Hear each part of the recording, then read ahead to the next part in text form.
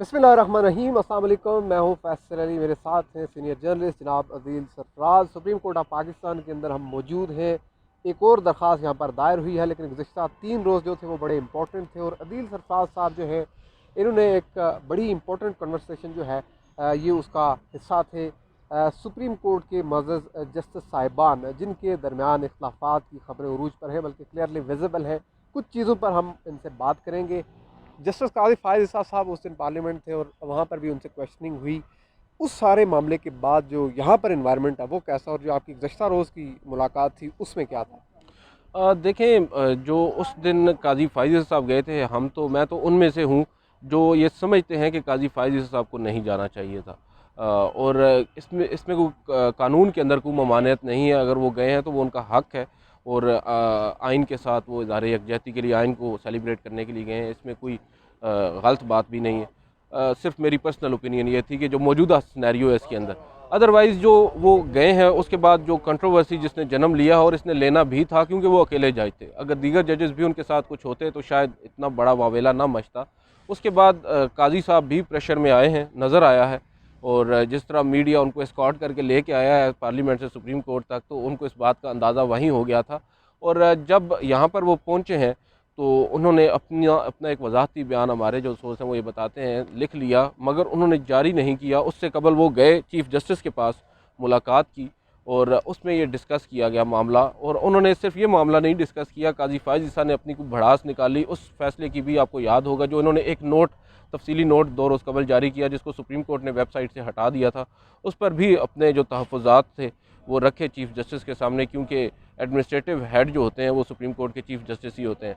और साथ ही उन्होंने ये कहा कि अब जो ये मौजूदा एक कैंपेन चल रही है सोशल मीडिया पर या मीडिया के ऊपर, तो इसका हमें जवाब देना होगा और मैं अपना वज़ाती बयान देना चाहता हूँ। तो चीफ जस्टिस ने वहाँ पर इनकी उस बात को माना और फिर सुप्रीम कोर्ट के जो PRO ऑफिस है, इनको हिदायत जारी की गई कि ये बयान जो है वो जारी किया जाए। ये टू सम एक्सटेंट एक पॉजिटिव न्यूज़ है कि शायद अब जजेस जो हैं वो भी समझ रहे हैं कि हमें एक यूनाइटेड फेस एक अपना शो करना होगा। लेकिन जो ज़रा है वो यही कहते हैं कि सर नहीं, कुछ भी अभी तक इनके दरमियान जो वो सर्द जंग है ना, वो अभी भी जारी है और वो ख़त्म होने वाली भी नहीं है।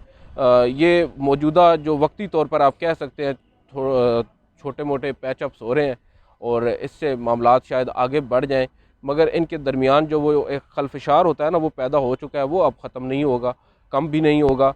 हुकूमत की जानिब से हमें कुछ लोगों ने ये बताया था कुछ अर्सा कबल के बैक डोर राब्ते हो रहे हैं। और पहला जो मेरा ख्याल है, जो मुझे बताया गया था कि पहला राब्ता जो है वो चीफ जस्टिस की जानिब से पहला पैगाम भी भेजा गया था कि वो समझ रहे थे कि अब मामलात जो हैं वो काफ़ी नाजुक दौर पर मोड़ पर पहुंच चुके हैं, तो हमें इनको कंट्रोल करना होगा।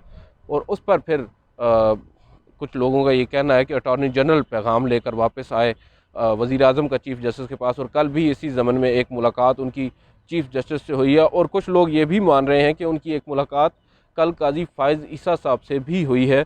लेकिन इस बात की मेरे पास अभी तक कोई, आप कह सकते हैं, ख़बर नहीं है। कुछ लोगों का ये दावा ज़रूर है और बज़ाहिर नज़र यही आ रहा है कि हुकूमत भी अब ये इस नतीजे पर पहुंची है कि अदालत के साथ जो महाजराई है उसको ख़त्म करना होगा। अदालत ये बात पहले ही समझ चुकी है, लेकिन मसला ये आ रहा है कि दोनों के पास अब ऑप्शंस नहीं रहे। एक जानिब से फुल कोर्ट का मुतालबा करके अदालत के ऊपर एक हमला किया गया, हमला इस इन सेंस कि अदालत के फैसले को मुस्तरद किया गया। दूसरी जानिब से फुल कोर्ट न बनाने के ऊपर एक फ़ैसला जारी कर दिया गया है। तो अब दोनों तरफ से बैक आना जो है, पिछले अपना एक कदम पीछे हटना मुश्किल हो रहा है।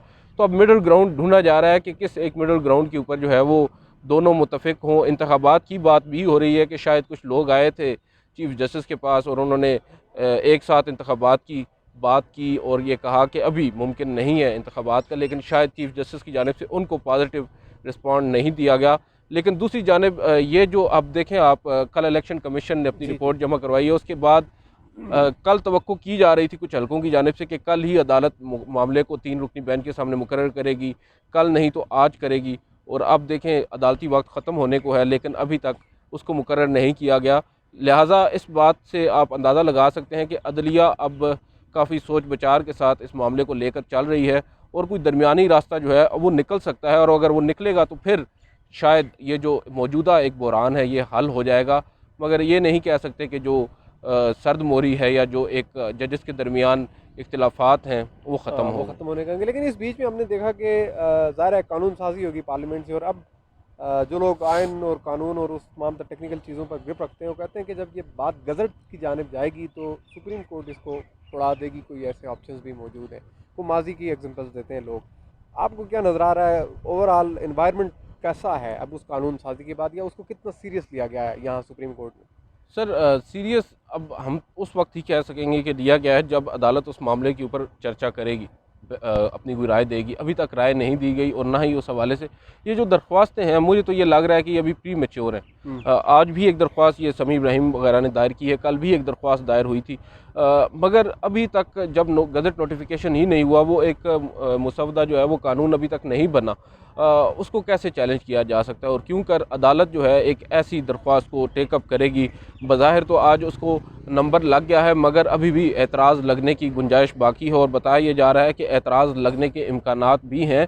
जब तक एक कानून बना ही नहीं है उसको अदालत कैसे सुन सकती है उसके ख़िलाफ़ और उसको ओवरटर्न कर सकती है। जहाँ तक ओवरटर्न करने की बात है तो इस तरह की माजी की आपकी बातें दुरुस्त है कि माजी में भी इस तरह होता आया है। अभी भी नैब अमेंडमेंट सुप्रीम कोर्ट में ज़ेर समाअत हैं कई अरसे से, और बड़े सीनियर वकला उसमें अदालत की असिस्टेंस कर रहे हैं। ये मामला भी अदालत टेकअप कर सकती है। इसकी एक वजह यह है कि जो सीनियर वकला हैं जिनका किसी धड़े से ताल्लुक़ नहीं है, वो भी ये मानते हैं कि जो सुप्रीम कोर्ट के रूल्स हैं इनको अमेंड करने का इख्तियार सिर्फ सुप्रीम कोर्ट के जजेस के पास ही है। वो फुल कोर्ट बैठेगी और इन रूल्स को अमेंड करेगी। दूसरी जानिब जो सबसे बड़ी वजह है पार्लियामेंट की जानिब से आज इस अमेंडमेंट को करने का या जो तरमीम करने का, वो ये है कि अदलिया ने इस मामले के ऊपर हमेशा आप कह सकते हैं तवज्जो नहीं दी। जितने भी चीफ़ जस्टिस आए हैं, जो फाजल जजेस हैं सुप्रीम कोर्ट के, उनकी जानिब से ये बार बार मुतालबा भी किया जाता है चीफ़ जस्टिस से।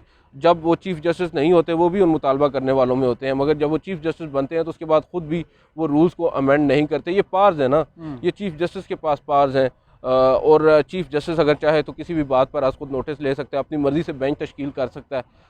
अब जाकर जो हुकूमत है, पार्लियामेंट, अगर आप ये कहें मौजूदा हुकूमत को आप निकाल दें, ये काम इवेंचुअली पार्लियामेंट को करना था, क्योंकि सुप्रीम कोर्ट ख़ुद नहीं कर रही थी।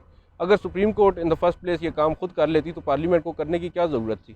अब अगर ये कर रही है तो हो सकता है सुप्रीम कोर्ट इसके ऊपर पॉजिटिवली भी रिस्पांस अपना दे दे और उसके बाद मामला। अच्छा, कुछ 4-5 माह तकरीबन रह चुके हैं चीफ जस्टिस साहब की रिटायरमेंट को, और हम एक मूव देख रहे हैं जो कि डेवलप हो रही है वकला की जानिब से, और काफ़ी सीनियर वकला हैं जिनने उम्रें गुजारी हैं सियासी जमातों में, पीपल्स पार्टी के वकला भी उसमें सारे फरिस्त हैं।